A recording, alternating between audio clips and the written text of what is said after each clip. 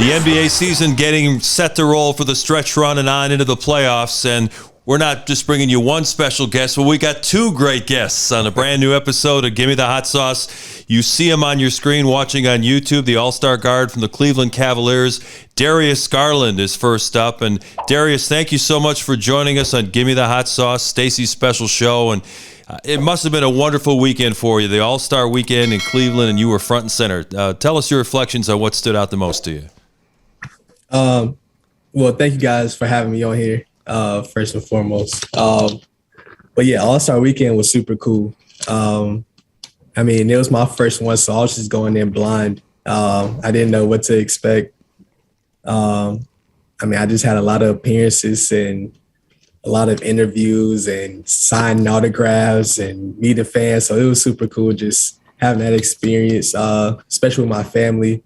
My dad, he played in the league, so just having him there with me, I mean, it meant a lot, especially since it was in Cleveland too for my first one. So it was cool just being at home for the first All-Star. Now, see, I was teammates with his father, Winston in Minnesota, and to watch both of these guys play. Winston was a great point guard, high basketball IQ, wasn't as athletic as his son. It's a totally different athlete. But Winston used to give people the business too. Don't sleep. So now to see Darius play and watch him play and watch the success he's having so early, I know it's got to be exciting for your dad. Yeah, it's super exciting for him. We talk after every game. He tells me what he sees. I tell him what I see. So we still have that father-son basketball relationship. That's super cool. You're such a young guy. What was it like for you at the halftime ceremony, seeing the greatest players in the history of the game parade out there, capped off by Michael Jordan making a surprise entrance at the end? Yeah, that was amazing. That was super cool. Just seeing everybody in their jackets, seeing all the legends, seeing all the basketball history in a place that I call home. So it was super cool just seeing all the legends there. It's very inspirational. When you go back to your time at Vanderbilt, you play with Bryce Drew, who's a very good coach, especially with guards, and you get hurt. You tear your ACL up. Everybody was talking, before the draft, they knew how good you were before you got hurt. But then when you got hurt, people started saying, well, we don't know if he's going to be the same. We don't know if he's going to have the quickness.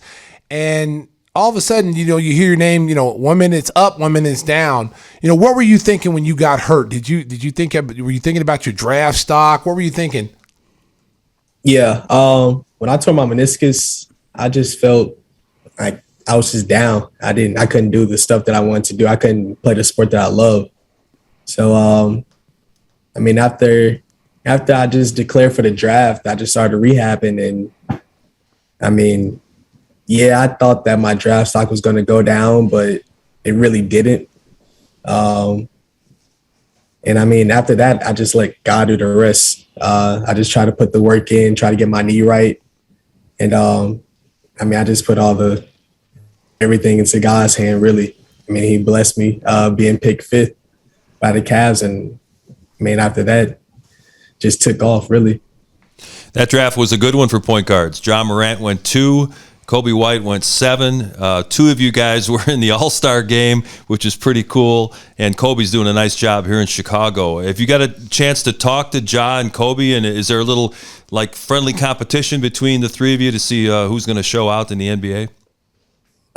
Yeah, I mean, I've been playing against Kobe since I was in 5th, 6th grade. Wow. And I mean, me and Ja, we're pretty cool. So I mean, it's not like a competition. I mean, we're all just competitive. And when we see each other, when we play against each other, I mean, it's all love, but I mean, we have that competitive nature. So, I mean, we're going to compete and we're going to go at each other for sure. But off the floor, I mean, we're super cool. When you look at, you look at guys like Steph Curry, guys whose fathers played in the league, how much influence and how much does it have that it's helped you in your career, having a dad that's played at the highest level, being able to show you, teach you things, and that you can lean on when you're going through some difficult times, especially early in your career? Yeah, my dad, he played a big part in everything, especially like my first year. Rookie year had a lot of ups and downs, so just trying to figure the whole league out. trying to figure out the tempo, the new offense. And then I was coming off surgery, so it was just like everything was new to me. I was coming basically from high school to the league. So everything just came at me so fast. So just my dad, I mean, we just talked all the time, just told me to stay positive. Everything was going to turn around, and just keep trying to learn, just keep trying to grow as a player. So, I mean, I just stuck with that, and I just kept rising throughout the years. I think that right now the talk of the Eastern Conference has been the Cavaliers and the Chicago Bulls, two teams that were not projected to be near the top of the Eastern Conference standings, and you've kind of taken the league by storm. Teams are a little bit different. You have a younger squad than what the Bulls have, but in playing against the Bulls, even going back to the preseason, did you get the sense that both of these teams are going to be something special this year? Yeah, the first time we came there, y'all beat us by like 30 in preseason. So we took that kind of personal. So we've been trying to get back at y'all. I mean, yeah, this is going to be a good fight in the East. It's a lot of good teams in the East.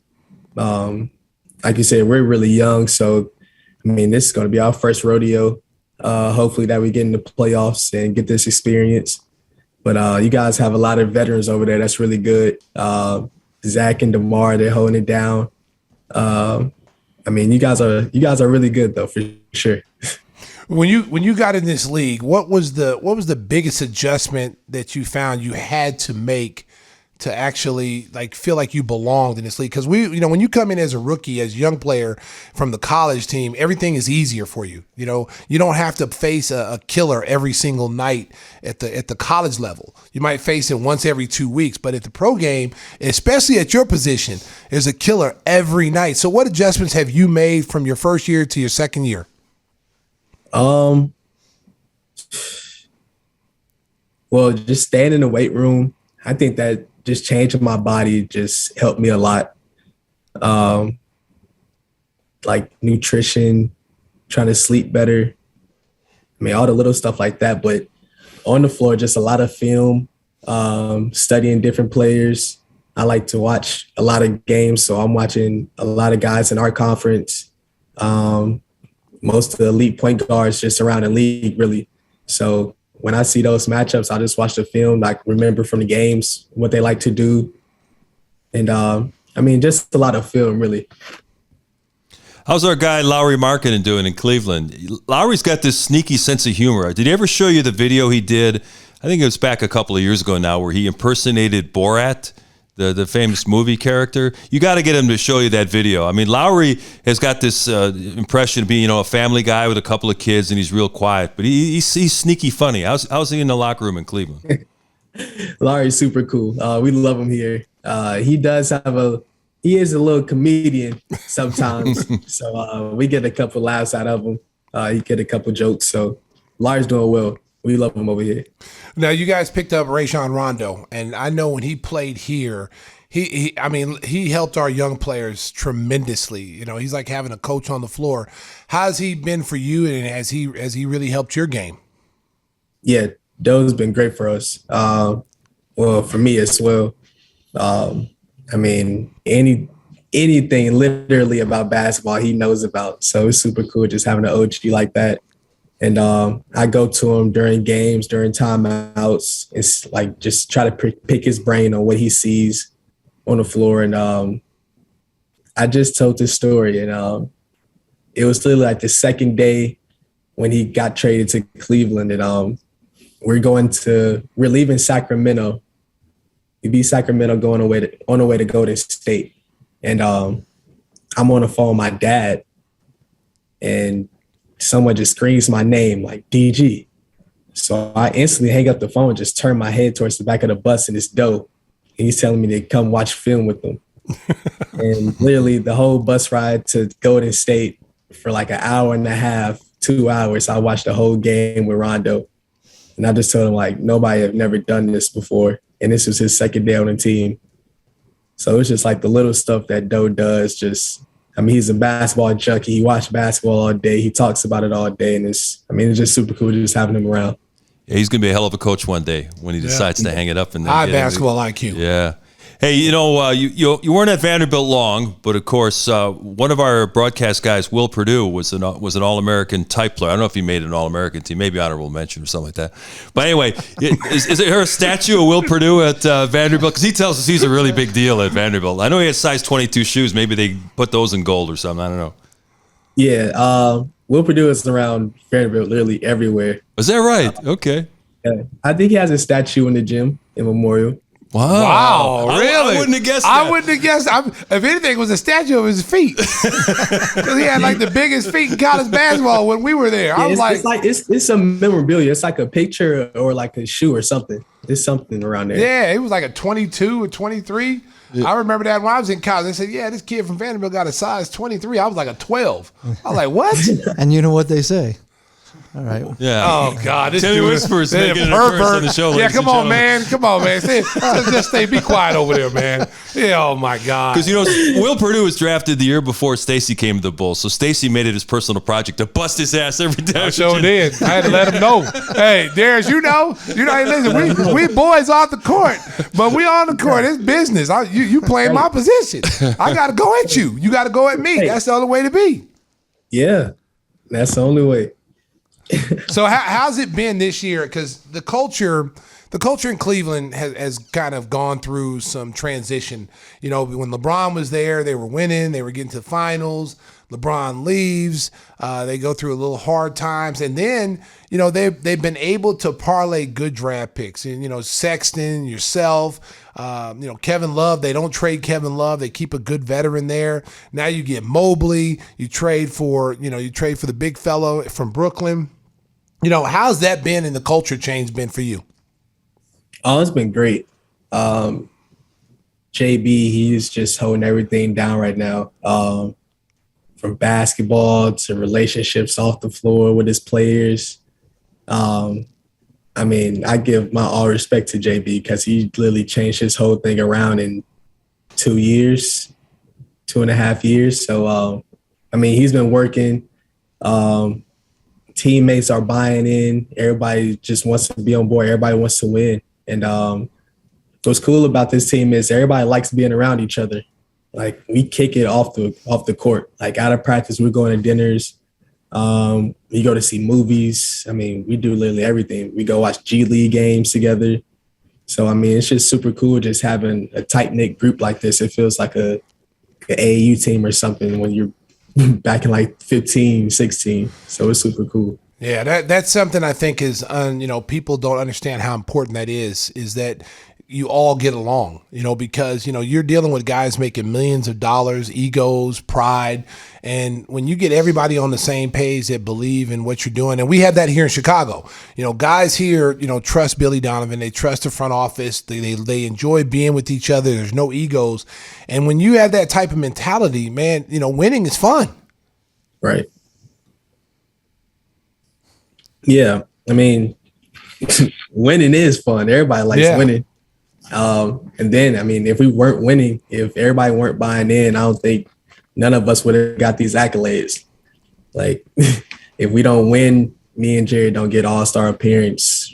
Isaac and Evan doesn't get rising star appearances. Like, winning equals more accolades on the personal side. So, and everybody's buying in. Everybody likes being around each other. Everybody likes winning. I love being here, to be honest with you. What was it like watching Steph Curry go off the way he did on Sunday? That shooting exhibition, especially in the third quarter, he's turning his back to the basket and everything was nothing but net. I became a fan on the bench. Crazy. Never 50 in an All-Star game. Yeah. Like, it was unbelievable. It was the one he shot at the logo and turned around and looked at Trey just to see his reaction. I lost it. Crazy. Yeah. So being at the All-Star game, is your second year in the league, you're in the All-Star game. Seeing all these guys on the floor, who and you play them every night, but who did you come away going, man, I didn't know he was like that?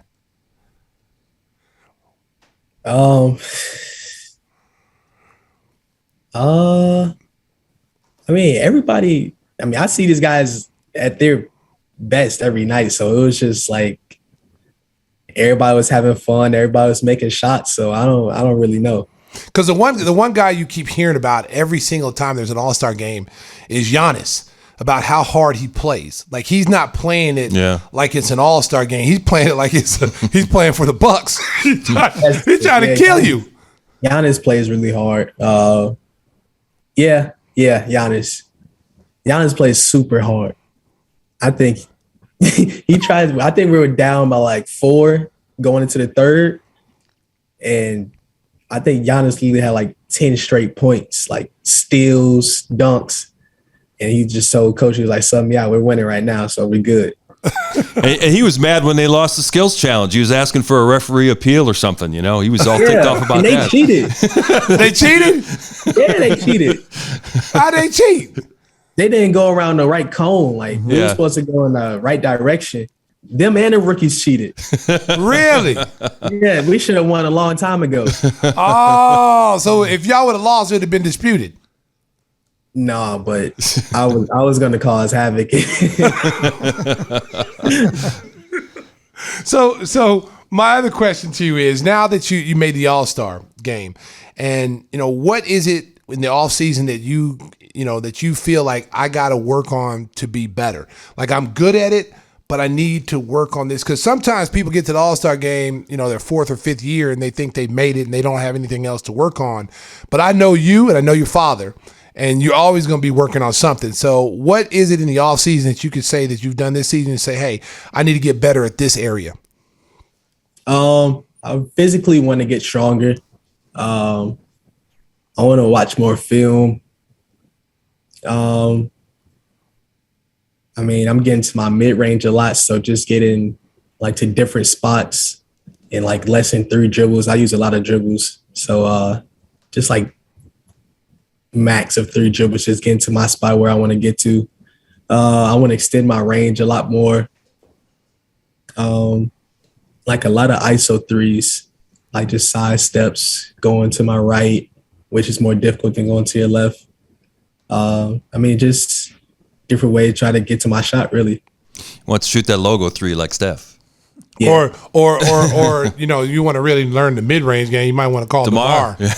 Call DeMar DeRozan up. He'll tell you where you need to do, because DeMar is the master of the mid-range game. Oh, DeMar is super cool. He had 19 to 20 about a week ago, 19 for 20 shots at 21, where he had nothing but mid-range jumpers. And we always laugh on TV because we say it kind of, the people who rely on analytics, they're punching the air, because when they watch his game, this guy's getting 35, 40 points and not shooting any threes. Yeah. Which is amazing in this era. Yeah, my rookie year, I was told not to shoot mid-ranges, really. Yeah. Analytic stuff. And you know what? It's funny you say that, because we had a coach here. Kobe White said that. They were told Kobe White they wanted him to stop shooting mid-range jumpers. They wanted him to take threes. And I think, when you look at the best mid-range shooters in the game, Kawhi Leonard, Chris Paul at the point guard position has a deadly mid-range game. Kevin Durant, those guys are so dangerous and effective to be able to get 1-2 dribbles, pull up, and get to their spots. And I'm just hearing you say that's something you want to work at, to cut your dribbles down to get to that mid-range shot, to the place that you're comfortable on the floor. That's awesome that you recognize that in just year 2. For sure. I watch a lot of Chris Paul, so just getting to his mid-range, I think I can get it to any time. And then, like later in the year, as you go on in the playoffs, a lot of people start knowing your tendencies. They start studying that. So, you can throw people off with a 1 dribble pull up, a 2 dribble pull up, or a step back off the 1 dribble. It's just different ways to get to your shot. Well, Darius, we know you got a game to get ready for. You open the second half of the season in Detroit against the Pistons. We wish you the best of luck, and who knows, maybe we'll see a Bulls-Cavaliers series in the Eastern Oh, the rivalry's back, Darius. Yeah, the rivalry's right. back. Yeah, you heard him talk about we beat them by 30 in preseason. That didn't sit well with them. That's right. So I know the rivalry's back, boy. That was preseason. That was a long time ago. Did y'all? What's the record now in the regular season? We split? Are we split like 1-1? Yeah, I think so, yeah. Y'all beat us. Y'all beat us the last time I think we played you guys. But then again, we didn't have everybody, so that doesn't really count. Stacey's still competitive. Now we're making excuses. Hey, listen, I'm gonna call your dad as soon as it's over too. I'm gonna tell him. Hey, he did right by you, man. Hey, you're a good kid, man. I want to continue to have success, man. I'm really pulling for you. You're showing everybody that you are truly one of the better young guards in the league. Appreciate it. Appreciate y'all. It's the all-star guard of the Cleveland Cavaliers, Darius Garland, our guest on Gimme the Hot Sauce. And coming up next, we're going to talk to a former NBA great, Nick Anderson, will join us on the show. Darius, best of luck in the second half. We'll see you down the road. Thank you. Thanks, you, DG. Thanks, Darius. Thank you. We want to thank some of our great sponsors on the show, starting with our guy, Howard Ankin. Chances are, if you live anywhere in Chicagoland, you've seen Howard on a bus, train, billboard, or TV commercial with a famous Chicago athlete. Howard is literally everywhere. If you've been injured at work in a car, truck, or rideshare accident, make sure to call Howard. He's a third-generation attorney from Chicago. His number, an easy one to remember, it is 312-6-million. That's our guy, Howard Ankin, at 312-6-million. Also want to thank our guy, Jeff Vukovic from Nationwide Insurance. You know, if you have any kind of insurance needs for home, life, or auto, contact him at jeffvuk.com, jeffvuk.com. And as we get ready to head into the second half of the NBA season, it's always important to remember, Stacey. Nationwide is on your side. We are ready for the second half of the NBA season, and we're excited to talk about our next guest. Nick Anderson will join us on Gimme the Hot Sauce. Yep.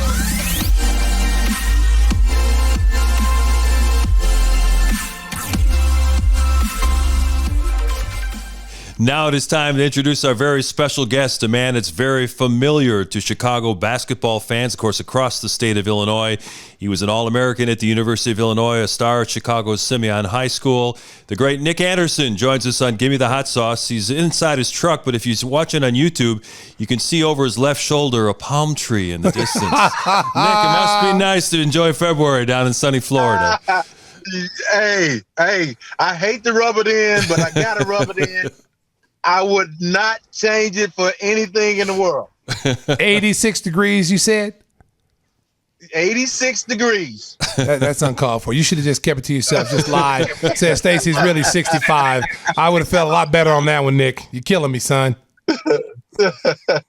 Hey, Nick, we do a lot of work with your old running buddy at the University of Illinois, Kendall Gill. What was your relationship like with KG back then, and what's it like now, these many years later? I tell you, when we were in school, I mean, KG had to be the hardest working guy on the team.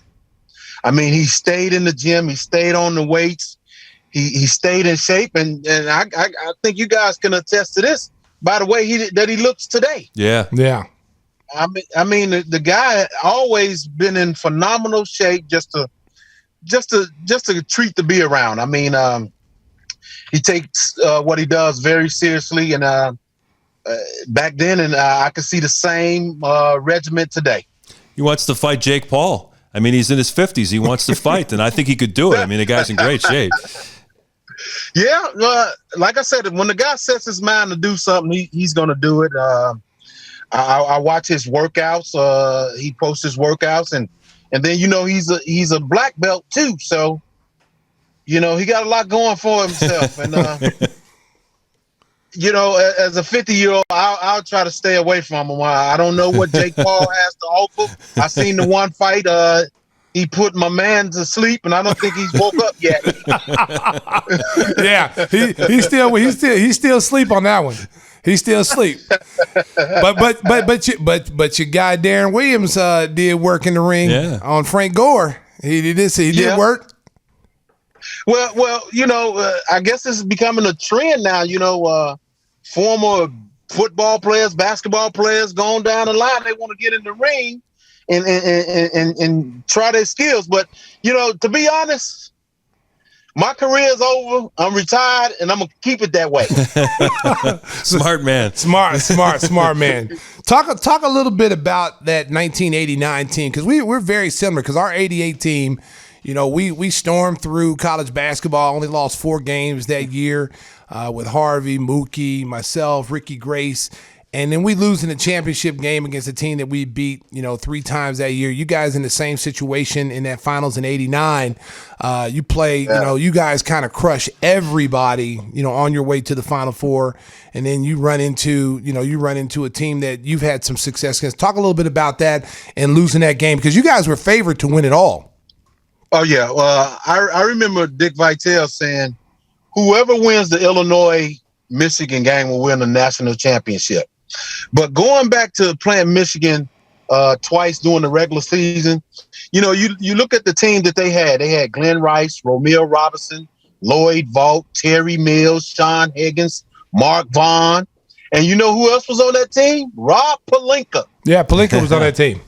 Yeah. So, we had played them earlier in the Maui Classic, and they beat us in the championship game. And the one thing I remember about them, they talked a lot of trash, and Sean Higgins especially. And so Sean Higgins, when I was at the free throw line, we were losing, and Sean Higgins told me my stock was going down since we lost to Michigan.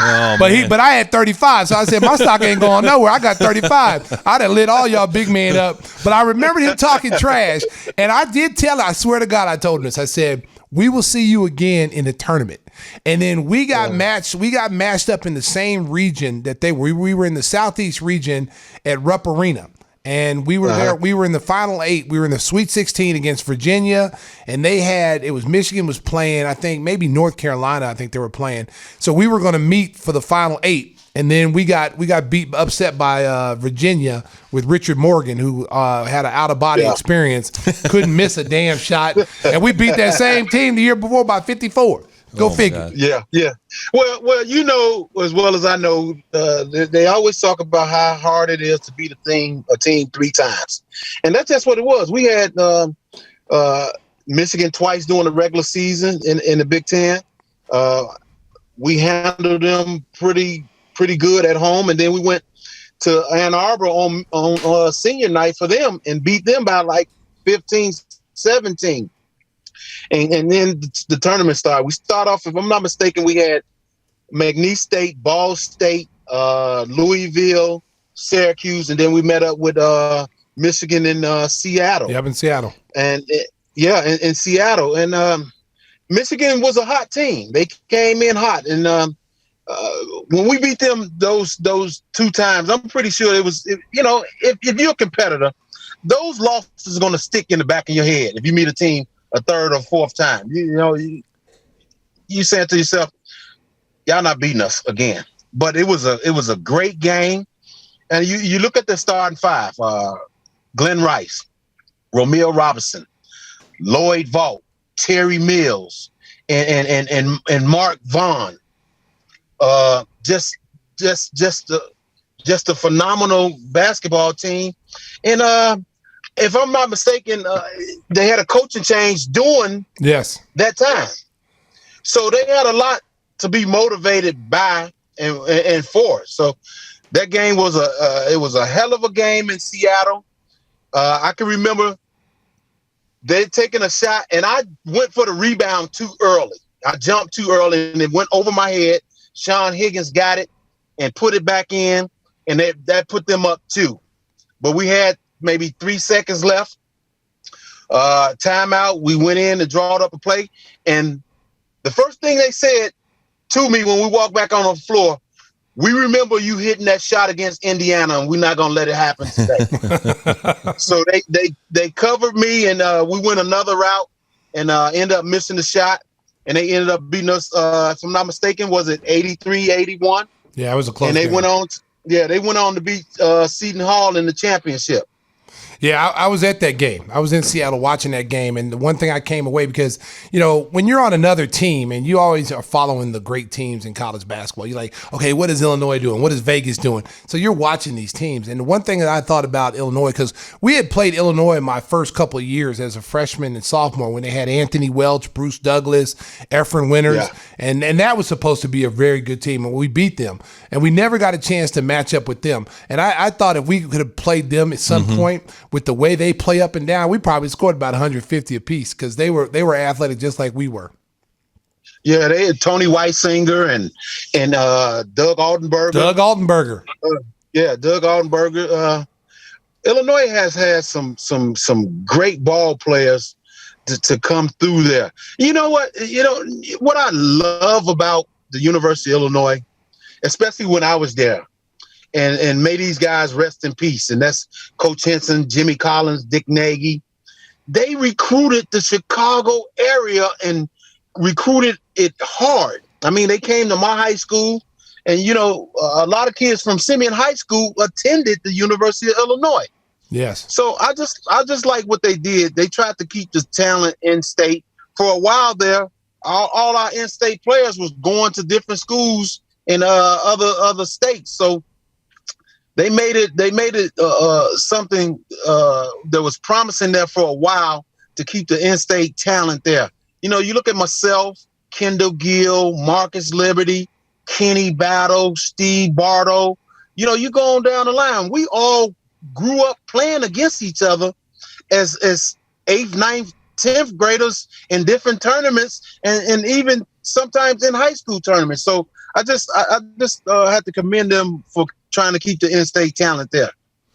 Hey, Nick, I was working in Champaign in the mid-'80s, and I remember Jimmy Collins telling me that he thought he was going to recruit the best high school player in the country in Ben Wilson, who was tragically killed at Simeon High School. And Jimmy was confident he was going to add Ben Wilson to the mix down there, which would have made them an unbelievable team. You followed, of course, after Benji, you wore 25. What was that whole atmosphere like in that neighborhood when Ben was tragically killed? It was sad. But let me tell you a little story that me and Ben was very close. Buying our moms and a big house and a pretty car and going to the same school.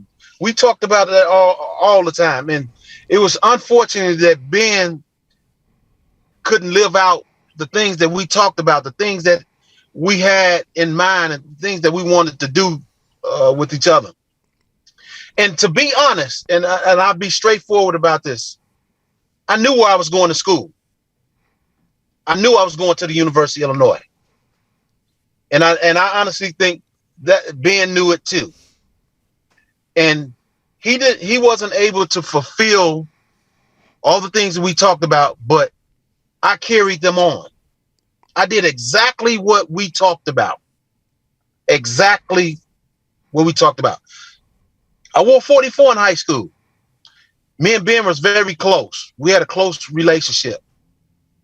And I think I carried his legacy in some way on wearing number 25. I started that trend to 25, going, especially all the players that came from the Simeon who went to the University of Illinois wore number 25. Jawan Howard wore number 25 because of Benji. And there's several other guys that did the same thing. And I can relive that just like it happened yesterday when it all went down and him being shot and the news people up at the school and every student crying. I mean, it was something that I will remember, but I don't want to remember.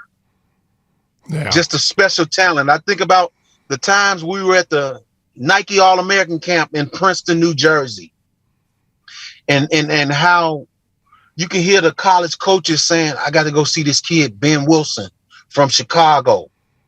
I mean, everybody talking about just what he can do at his size with the ball.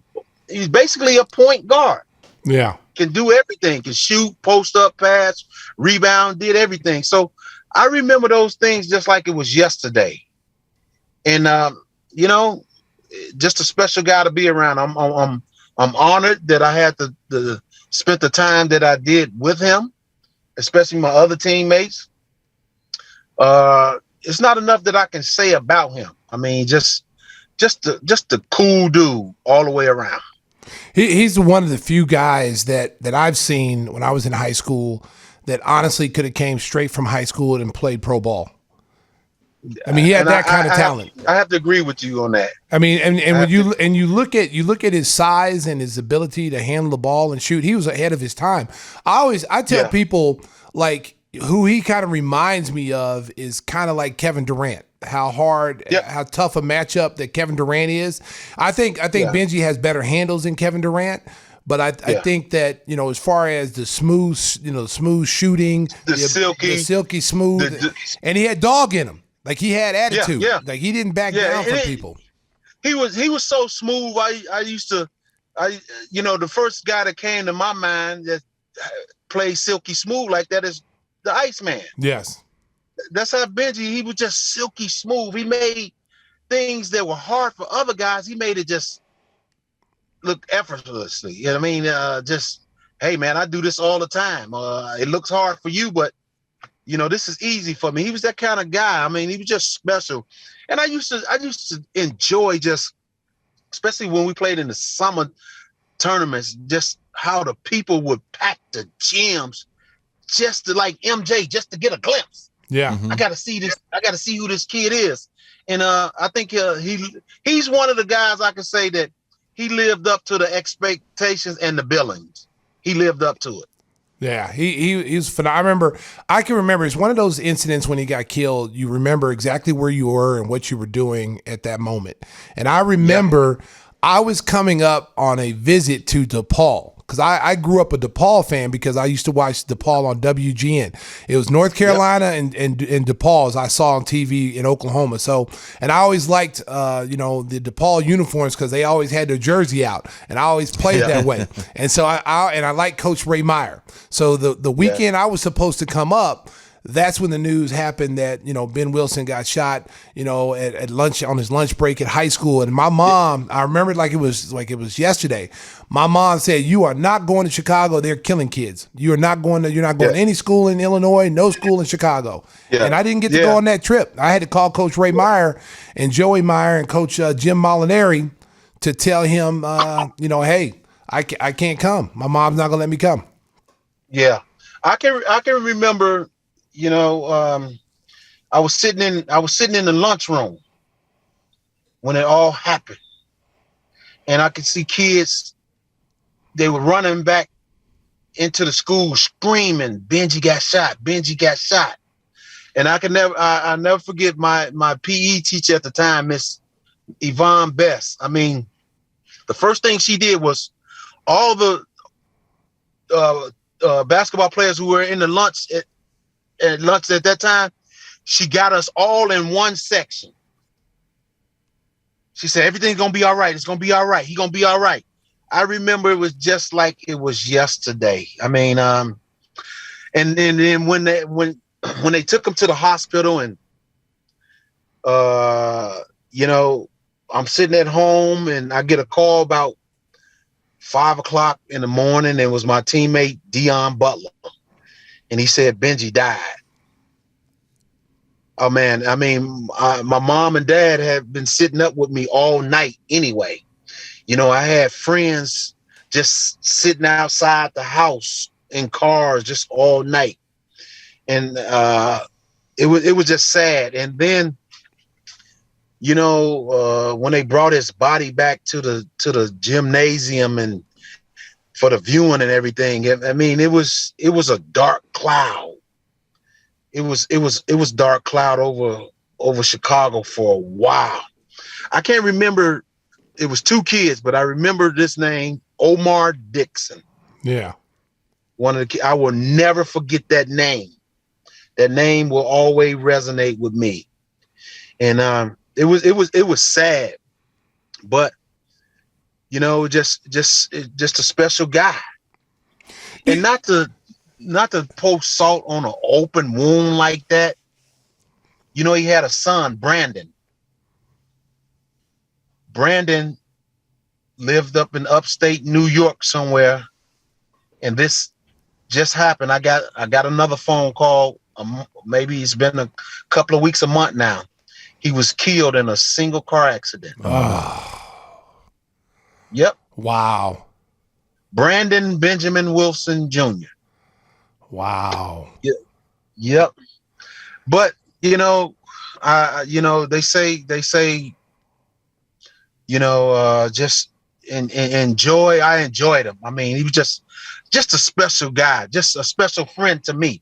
I can't speak for anybody else, but what he was to me, he was special on and off the court. We had good times. We cried together. We laughed together. We won together. We lost together. We just had a lot of fun. And that's, I try all the time to remember all the good things that we had together. Just a special guy. And I'm pretty sure, I still keep in touch with a lot of my classmates at that time. And we always talk about Benji. Always.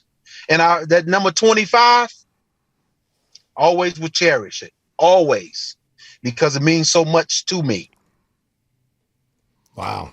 Hey Nick, let's talk about your pro career. You played with the Orlando Magic, and that team looked like it was going to be, one of the teams of the '90s with Shaq and Penny and you and D. Scott. Talk about the early days of you guys running together. Well, what can I say about Shaq? I mean, when Shaq in his early years, just special, big man that had the agility and the strength that he had, and as his career went on, he had learned more, Stacey, more post moves and doing other things, a little hook shot, and just special. But, Penny Hardaway was, oh my goodness. You talk about what could have been if the injury wouldn't have happened. At 6'7.5", 6'8", they can play the point, just athletic and can do it all, play defense, rebound, inside, outside, just silky smooth. It just special. And D. Scott shooting it from the locker room. It was great. Now, to move a little bit forward, you talk about. I remember when Shaq left and went to L.A. and I got a phone call, and I'm watching it. I'm sitting on my couch, and this was during the Olympics because Penny had called me and was talking about, we need to try to talk Shaq in the stand and so forth. And when they announced that he was going to the Lakers, I fell off the couch. And my dad called me and said, your championships just went to LA. I'll never forget it. Yeah. Wow. Never forget it. But, to rewind a little bit, I've never said this, but I'll say it now. I really didn't appreciate back then when the Orlando Sentinel had a call-in poll for people to call in, saying, should he stay? Should he go? And, people back then, a lot of people were like, oh, let him go. We don't need him. And I'm saying to myself, really? And then as a young guy with feelings, I know that hurt his feeling. Hey, y'all don't want me around, so I'm going to leave. Yeah. I'm going to leave. So I think that played a big part into his decision to leave. And I don't know what else. There was a whole lot of speculations and things said, but I know that for sure that they had that poll in the Orlando Sentinel. And I could say it to today, I didn't appreciate it because, in my opinion, I think it has something to do with his decision. Now talk about that first go around against the Bulls in the 94-95 season when MJ came back from playing baseball and he had the number 45 on, and then they interviewed you after the game and you said something like, that's not the same 23 I remember. The number 45 is not as explosive as number 23 was. And then he switched numbers the next game and then he got for 38 on y'all. Yeah. The question was, if my best is not as I remember, one of the reporters said, well, what do you think about 45? Is 45 like 23? And I said, no, 45 is not like 23 because 45 only been playing a half a season. Yeah. But that part didn't get in. Yeah. They took it out of context. They took it and said, well, Nick Anderson said 45 is not like 23. And then I had to live with it. Yeah, because you knew MJ was gonna use that as motivation. So you try to say number 45 ain't nothing, huh? Okay, I'm switching back to Superman cape 23. Yeah, he came out the next game. He had on number 23, and then which is illegal. He's not. He wasn't. You're not supposed to be able to change numbers season, like that. And he ended up, he came back with 45 because that was the number his dad wanted him to wear. He had it in baseball, and so he was going to bring 45 back. And then when he wasn't playing like 23 or 45, and then Nick said that, he said, "Okay, I'll pay the fine and I'll get number 23 back." Yeah, and they did it, and oh man, you seen it. I know. Talk about it. I know. But you ended up beating them though, because you had Horace Grant on that team, and Horace Grant kind of helped that motivation for the next year. Because but think about it. When we won that series in Chicago, and they hoisted Horace up. Yeah. And Horace was swinging the towel. Boy, I could see fire in every ball player eyes. and it did not go well over with them. And the next year, we came out and got swept. Yeah, all that was sitting in the back of the heads. Yeah, but go back to that team with Shaq and Penny and Horace, and it was special. I mean, we finished the season, the regular season, 60-22. We only lost 2 games at home, 39-2 against Utah, and Seattle, and on our way, playing Boston, the first round. I could say that I played the very last game in Boston Garden because we beat the Celtics that first round, and then they closed down the Garden and they moved into the new facility the following year. Okay.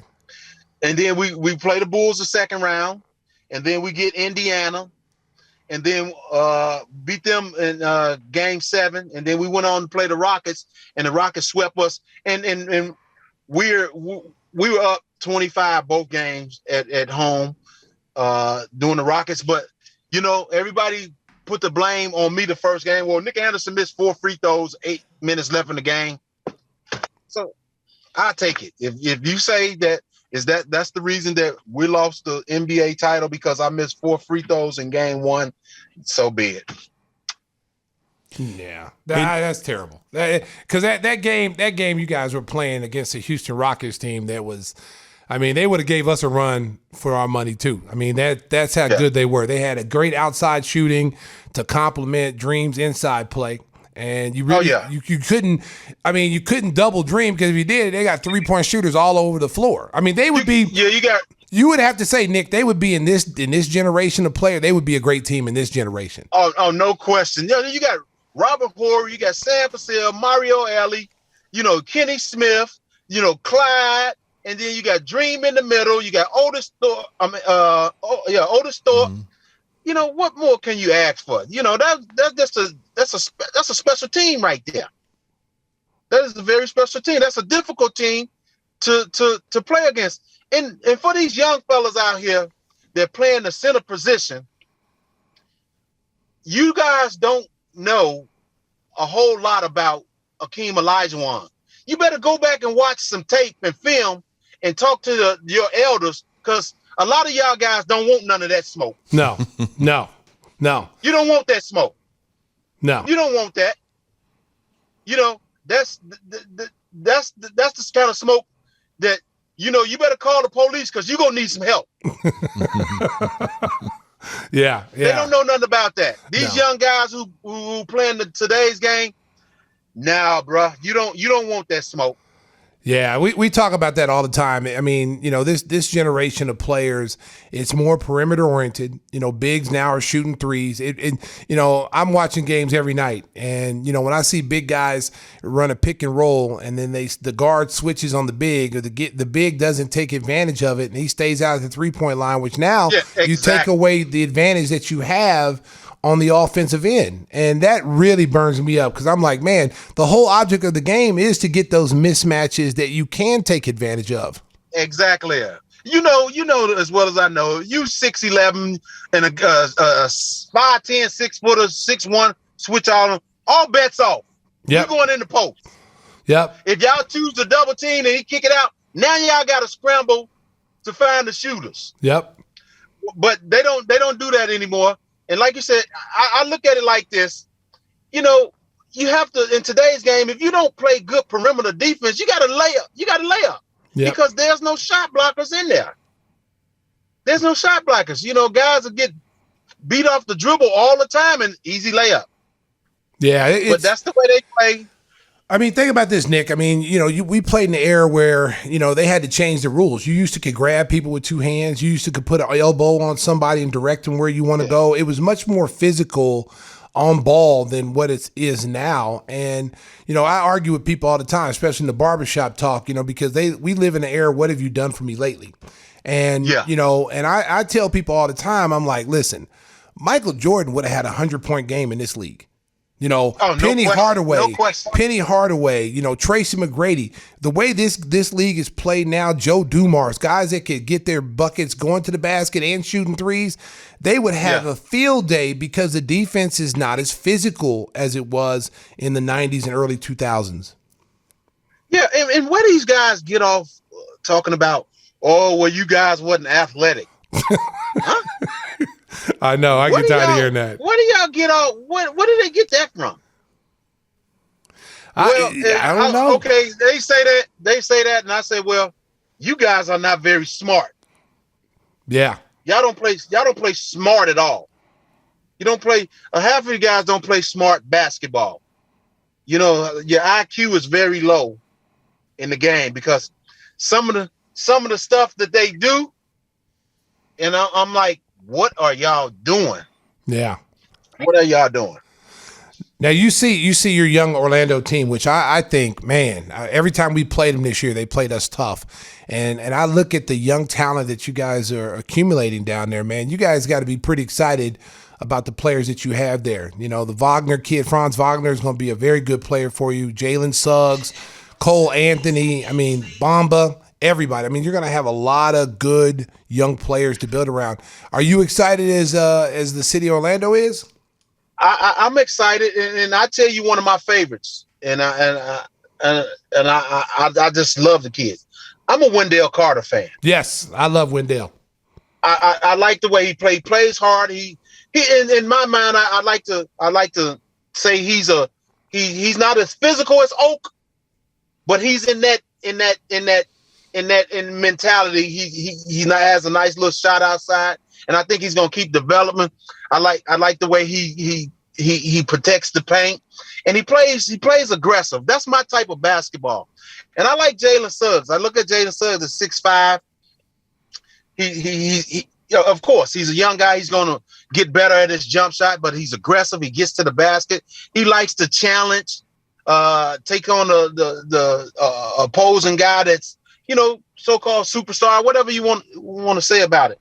Mo Bamba, I think the progression has come from here to here, and I think he will improve if he keeps putting the work in. And Cole Anthony is a good talent. So I like what they're doing. And Wagner, I know that people, when they picked him at the 8th pick, and people who got him, but he surprised a whole lot of naysayers. Because this young man is 6'10", outside, inside. He has a nice game. I like his game. And that's the pick they got from the Bulls in the Vooch trade. Yeah. Come on, Mark. You just brought the show down, man. But honestly, to get something, you got to give up something. That's right. So, and Vooch helped them get DeMar. Yeah, you know, exactly. I mean, it's all tied together. 6 degrees separation. Yeah. But I love your team. I do. I think they play hard. I think they compete. The games that I've seen them play, like on League Pass, where they could be up double digits, they just don't know how to win yet and how to close games out. Well, you know that's a learning curve, and the guys got to learn how to do that and play more as a team and not just individual. Yeah. You know, take advantage of those team opportunities, those individual one-on-one plays. They're going to be there. And we just spoke about this. the matchups. Take advantage of the matchup. If you got a big guy on you outside, break them down. Get to the basket. The help comes, then you kick out to the wide open guy. That's something that they have to learn. And I think with time and more experience, more practice time, and they're playing together, I think they'll find that. Well, Nick, we see that palm tree beckoning you over your shoulder, so we're going to let you get out of that truck and enjoy the 85-degree weather while we go bundle up for the cold there in Chicago in February. It's been great catching up with you, and Stacey's got his own signature hot sauce. We're going to send some of that your way, okay? Text me text me your address, boy. I'll send that out to you. Will do, man. I appreciate the time and love. Thanks for coming on, boy. We appreciate it. All right. Stay warm. I will. The great Nick Anderson, our guest on Gimme the Hot Sauce, as he goes out into Chicago the palm legend. trees to enjoy beautiful Florida weather. We're coming back with more here on Gimme the Hot Sauce.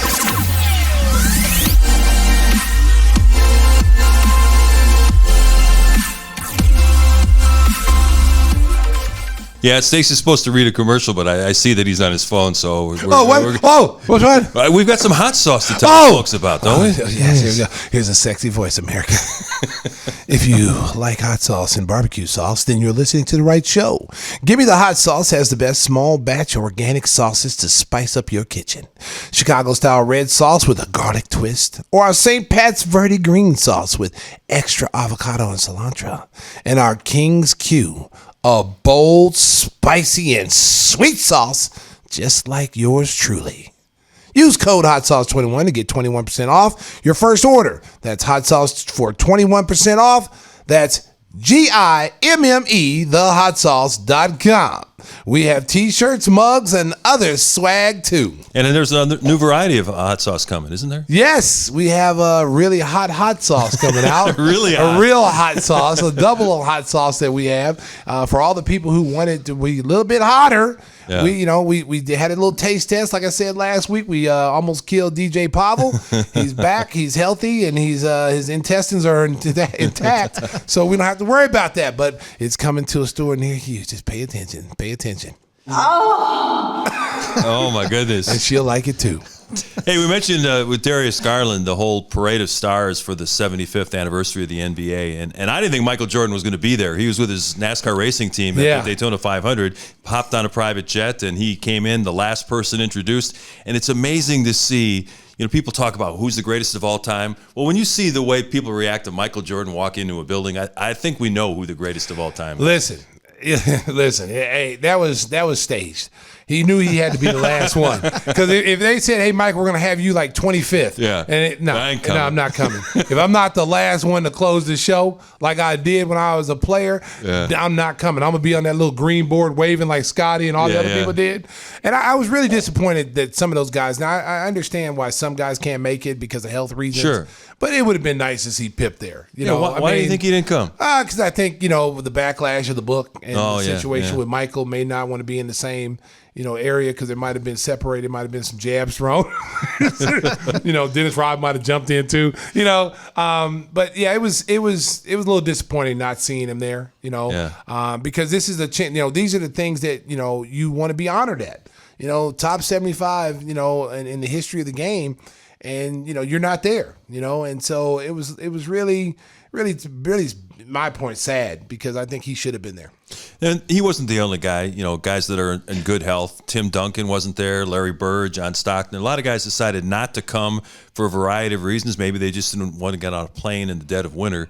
But it would have been nice if everybody who was able to have been. Yeah, that's no joke. If it had been in Vegas or Miami, they might have been there. Well, we talked about it last week. If the All-Star game was somewhere warm, I guarantee everybody would have showed up. If it would have been in Vegas, California, Miami, they would have showed up. And that's what I think they need to do with the All-Star game. We talked about this last week. Listen, I know everybody wants to have one, All-Star game in their city one time.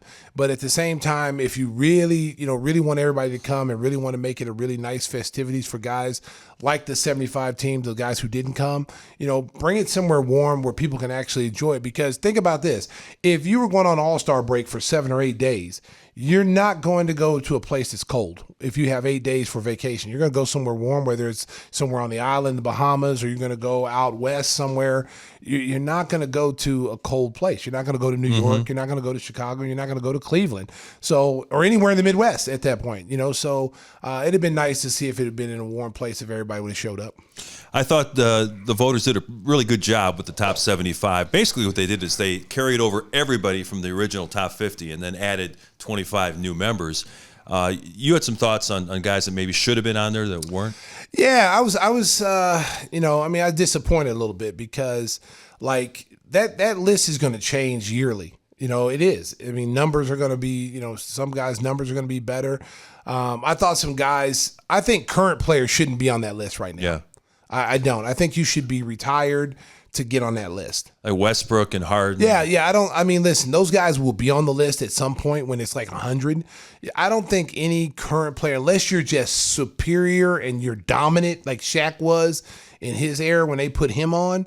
If you're not a dominant player and you still have years to go, I think like Damian Lillard. Damian Lillard. There's guys. If you're going to put for instance, you're going to put guys on the team that are still current players. Okay, so you got Vince Carter, I thought should have been on there. Dwight Howard should have been on there.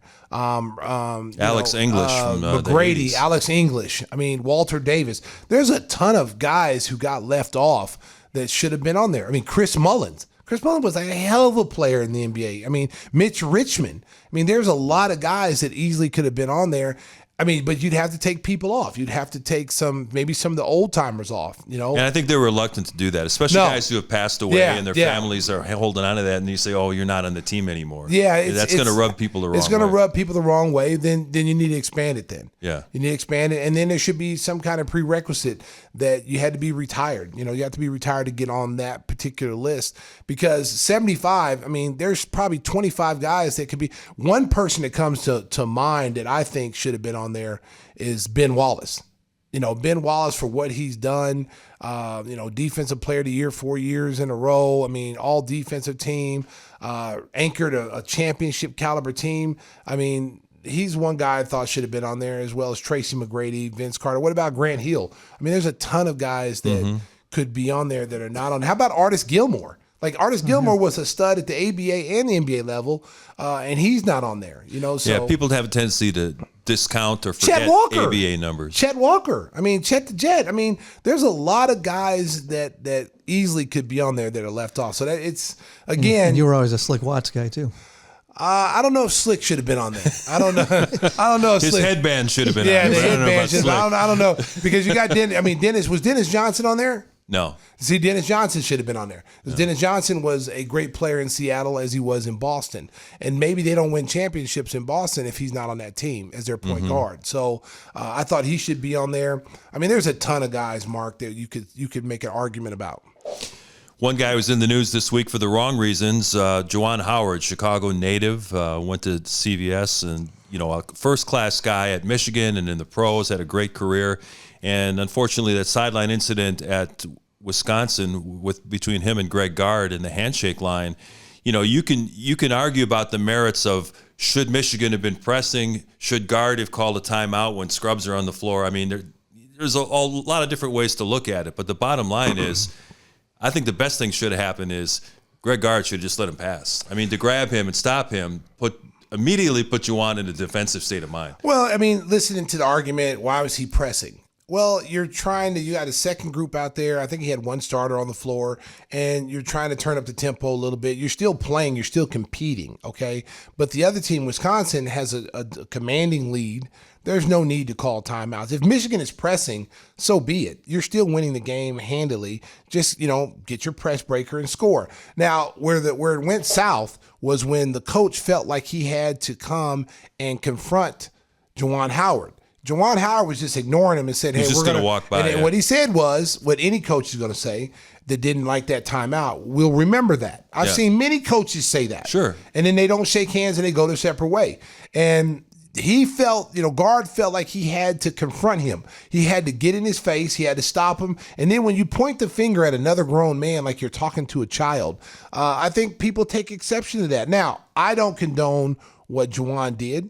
I don't condone that. We don't know what was said when the assistant ran up there because he didn't swing at guard. He swung at the assistant. The assistant came up and it looked like he said something to the player. Right. And then Juwan Howard heard what he said to the player, that it might have been derogatory. I don't know. And that's when he lashed out at the assistant coach. So we don't really know because they haven't really talked about that, and he got suspended, I think, 5 games the rest of the regular season. It's unfortunate because he is a great, great coach. He's a great man. This is out of character for him. And in order for that to happen, sometimes things like that happen even to the nicest person. They can just snap. And, you put yourself in that situation and you're walking, it's a heated game, words were exchanged, probably even in the game, words were exchanged. And then at the end of the game, a guy's going to come up and stop you from walking to shake other people's hands. And he's basically, talking to you like you're a child, and he didn't like it. So I don't condone it, but I understand. Yeah, I remember last year at the Big Ten tournament, he had an incident with the Maryland coach where they had some heated words. So because of that, and because I'm sure from pressure from his own university, Juwan issued a very long apology where he said, this is on me, no excuses, and it'll never happen again. And I guess that was something he had to do to satisfy his employer. Well, and he's a stand-up guy. I don't think it was the fact that he felt like he was going to lose his job because, he's made enough money as a professional athlete and as a coach, in the college level, that's not an issue for him. I know he's a stand-up guy. I know he recognized that he handled the situation wrong and he stood up and he was accountable for what he did. And I commend him on that. At the same time, the Wisconsin Badgers coaching staff should have to also issue an apology for what they did in the whole thing, because if there wouldn't have been an A, there wouldn't have been a B. You know what I'm saying? Yeah, and Wisconsin announced they're going to pay the coaches fine. It's just are you serious? Oh yeah. Oh, that's just like the Milwaukee Bucks. Oh, is Grayson Allen on that team too? Oh my! There's something in the water in Wisconsin. They don't ever hold people accountable. Milwaukee didn't hold Grayson Allen accountable for that foul on Caruso. And, they went out and put him on the pregame thing the next day, eating a donut, smiling with a smirk. And he didn't have to be held accountable. Now they're paying the coaches fine. Well, the Bulls are going to see Grayson Allen in a week or so, right? Yeah. Yeah, we might have to pull out what's that movie with Pyle when they beat him with the bars of soap? What was that movie? Full Metal Jacket. Full Metal Jacket. We might have to sneak into the hotel and kidnap Grayson Allen and tie him to the bed and hit him with bars of soap like they did in bag of oranges. Don't leave any bruises. And leave him the bruises. No one know who did it. Well, DJ Pavel's got to get to the airport, so we're going to wrap things up. DJ Pavel! You guys got a destination for dinner in Miami over the weekend? America. Somewhere nice right there in, Brickell? Listen, did you get a hotel? Did you get the hotel where we're at? Are you staying where I'm at? No, I'm not. It was sold out. All I get was a suite, and I'm not paying $2,500 for a room. Sorry. Hey, just charge it to Telluride. So Telluride, baby. And overpaid at the Fountain Blue. Hey, listen, I don't want to hear your mouth, okay? When you're in Dubai, I don't want to hear your mouth, okay, buddy? Staying in all the ritzy places in Dubai, and then you're complaining about what it costs to stay in the States. I don't want to hear it. I don't want to hear it. It's actually cheaper in Dubai. How far are you away from me? Are you down in Miami? Blocks. Oh, you're a couple of blocks? Yeah, across the street, down on the beach. All right, me and Donald, we'll set it up where we meet you somewhere. Don't put my call to voicemail when I call you. Hey, we're here. Hey, where you at? I go straight, hello. We'll be at that pizza place. You can sit in the parking lot. Tim has that like a sexy just like voicemail. when he locked us out of his computer. Yeah, exactly. You can't reach him. So when you call Tim, right, he don't want to answer your phone. He sends you right to voicemail, and then it's like listening to a 1-900 number. Hi. This is Tim. Leave a message, and I'll get back to you as soon as possible. I'm like, did I just call a 1-900 line? I'm like, what is this? Listen, breathe it all heavy. So if I call you, answer the phone. Pick up the phone. I'm gonna answer just like that. No, don't answer that. I'll hang up on you. But I'm looking forward to it. Fun in the sun. It'll be my first trip. First trip. Stacey's back on the road. I'm back on the road. Bulls Nation. Guns out. Oh, it's the first time I've been on the road since like the second week of December. Oh, that'd be great. Oh, and I picked the right trip to come back to America. I'm going to Miami for about 4 days, baby. I'm gonna be out there in the Speedo. I'm gonna be out there. I'm gonna get some suntan lotion on me because I'm a little pale. and I'm going to get out there and sunbathe with Don. And as Nick Anderson told us, the weather is fine. Oh, it's fine out there, 85 degrees right now. Hey, your limo's double parked, so read the ad and we'll Oh, that's right. Oh, Windy City. Oh, yes. Oh, I forgot about them. That's my ride, America. Windy City provides championship service. Making a reservation is so easy and a slam dunk. Let Windy City break the full court pressure of traffic and get you to your destination in style and on time. Contact Windy City at 866-94-WINDY. That is 866-94-WINDY. And tell them Stacey sent you. I don't know if you'll get a discount, but it just say you know me, and just say Stacey told me to call. Who knows? They may get 21% off, or they may not. If they don't be mad at them. Don't be mad at me. Don't call Stacey. Call Timmy Whispers. Don't get mad at me. I just said it. I'm just telling you to go do it. We want to thank our special guests today. We brought you two guests, Darius Garland and Nick Anderson. So we want to thank them for joining the show. And as Pavel always likes to remind me, make sure to like, share, and subscribe. We appreciate all of our viewers on our YouTube channel. That is growing faster than anything in America. We appreciate everybody who supports us there and all the different various podcast platforms. Favorite podcasters podcast show. That's right. So time to wrap it up, Pavel. We're going to say goodbye and get ready for a weekend for these guys, fun in the sun. Pavel and I are going to hang out in the corner, shivering somewhere. So. Drive home safely, Chicago. Beep, beep. It's only preseason, but I'm hyped. Jimmy